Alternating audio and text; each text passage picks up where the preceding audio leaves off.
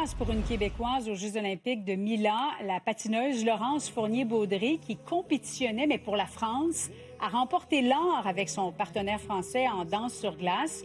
Et le Canada, quand même, n'est pas en reste. Lors de la même compétition, le duo formé de Piper Gillis et Paul Poirier a décroché le bronze. Alors, ça porte la récolte canadienne à 4 médailles. Et au patinage de vitesse, Yves, le vétéran Laurent Dubreuil a tout donné, mais ça n'a pas suffi pour accéder au podium. En effet, Julie, Laurent Dubreuil qui a fini 8e donc à cette épreuve du 1000 mètres en patinage de vitesse ici à Milan. Lui qui avait quand même remporté l'argent lors des derniers Jeux olympiques d'hiver demeure très satisfait de sa performance. Donc, qui dit athlète dit bonne alimentation. Je me suis entretenu, Julie, aujourd'hui avec l'un des nutritionnistes d'Équipe Canada qui a même amené du sirop d'érable à Milan.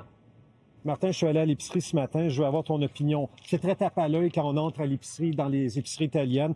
Les petites charcuteries prosciutto, j'en ai acheté. Oui. Je me suis pris une salade avec fromage bocconcini, tomates, un yogourt avec des granoles et une bonne tablette de chocolat, 70% cacao. Dans la plupart des disciplines, une journée de compétition, on va viser l'assiette un tiers, un tiers, un tiers. Donc, un tiers légumes, un tiers produits céréaliers ou légumes féculents comme les pommes de terre et un tiers aliments protéinés. Est-ce que vous avez amené des produits du Québec pour alimenter les athlètes? Énormément. Donc, plus tôt cet automne, là, on a envoyé un cargo complet avec plusieurs pyramide de nourriture. Sirop d'érable? On a envoyé du sirop d'érable et il faut savoir que bien que la cafétéria est très bien garnie, ça devient redondant pendant toute la durée des Jeux. Donc, on a aussi amené beaucoup de sauces. Donc, sauce barbecue, aigre douce, ketchup. On est dans le royaume des pâtes alimentaires ici. Ah, ben là, c'est pas très difficile de trouver donc les glucides pour l'énergie.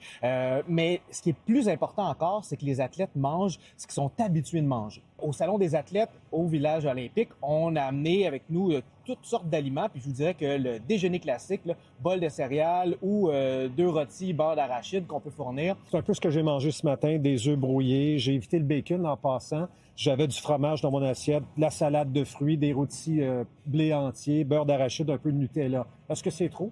Bien, ça va dépendre. S'il y a une épreuve à proximité, ça risque d'être trop. Si, par contre, l'épreuve est plutôt en soirée, comme patin de vitesse courte piste demain, bien, dans ce cas-là, on peut se permettre un déjeuner plus lourd qui va calmer la faim pendant plus longtemps, sachant qu'on aura le temps de le digérer. Rappelons qu'il y a 207 athlètes canadiens à nourrir et 390 membres du personnel entraîneur et chef de mission. Yves Poirier, TVA Nouvelles, Milan.